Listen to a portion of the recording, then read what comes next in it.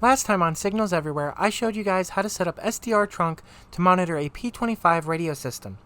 This time, I'll be showing you how to set up your own Broadcastify feed so that way you can stream all of this radio traffic out to the general public on broadcastify.com. If you're interested in software-defined radio and radio communications in general, please be sure to hit the subscribe button and the bell icon so you don't miss any of our future content. Before we get everything configured, we need to actually create a Broadcastified feed provider account. So we're going to go over to broadcastify.com and apply for an audio feed application. Biggest thing here is just agreeing to their terms of service, letting them know that you're not going to broadcast things like TAC channels, commercial radio, things of that nature.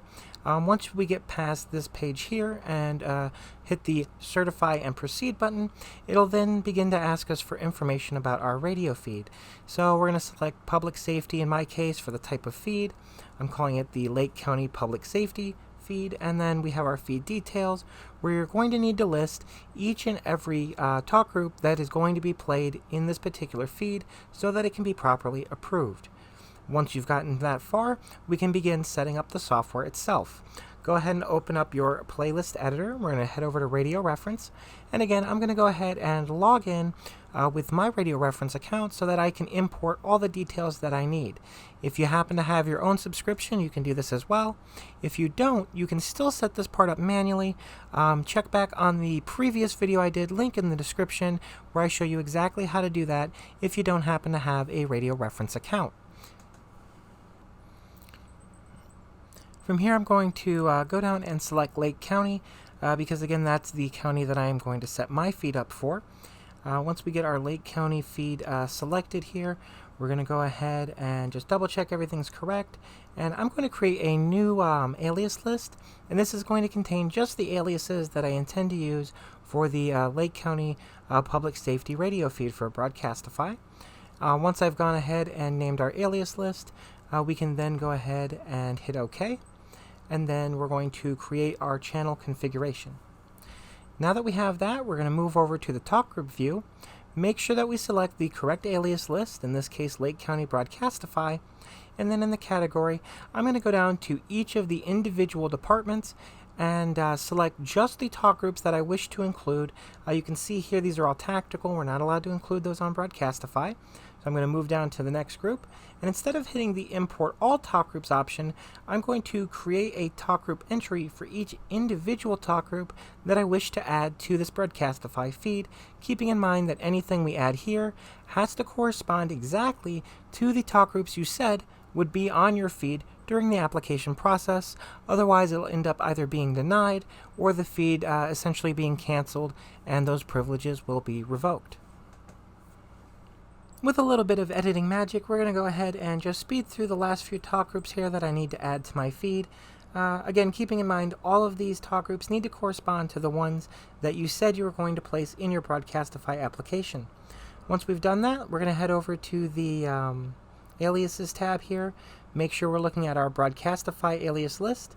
And just as we did in our previous video, we need to add a block group here, essentially ensuring that we are not listening to any talk group other than the talk groups that we have placed into our Broadcastify feed, to ensure that we only stick to the channels that we need. And we do that by adding a talk group range here, and we're just going to fill it out with the maximum range.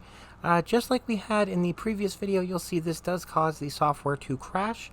We're just going to let it do so, and then reopen the application, and that will get us past the aliases section and adding our blacklist, so that way we don't have to worry about the application playing talk group IDs or audio that we did not intend to have included in our particular feed or our playing audio. You know, we don't want it to track anything that's not going to be used. Go ahead and pop open your playlist editor again. We'll get this fired up. Once that's open, we can finally head over to streaming. We're going to hit new, and we need to use an IceCast version 2 feed here. It only works with this particular one from what I can tell, so we want to make sure we use that.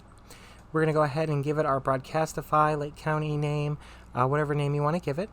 And then if we head back to Broadcastify, once your application's been approved, in your control panel you'll have technical details including the server information, port, mount and password details. So we need to go ahead and grab that information, copy it over into our application itself, so that way once we fire the feed up, all the information that we need to connect will be in the application, allowing it to actually send everything along in the stream.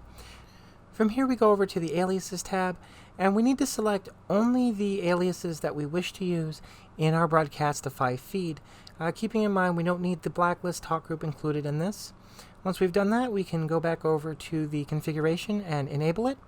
You'll see the server connection status should switch to connected, and then if we come back over to the Broadcastify stream page, we should be able to actually open up the player and listen to our feed being streamed out live over the internet for us.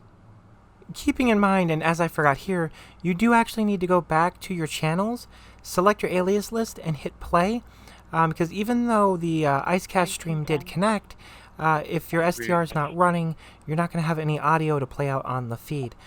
So once I start that up and open the player again, you can see that we now have live audio coming out over our Broadcastify feed. Everything is working, and the only thing left to do is to head back over to the Broadcastify control panel so that we can enable broadcast alpha tags. What this means is that if you're using something like a cell phone or some other device or app that has the capability of playing this information, you'll actually be able to see the names and IDs of the talk groups that are speaking and the radios that are speaking at the time of each call, right there on your application itself. And this is a really nice feature that typically is only available with a high-end scanner, but it's now something we can do purely in software.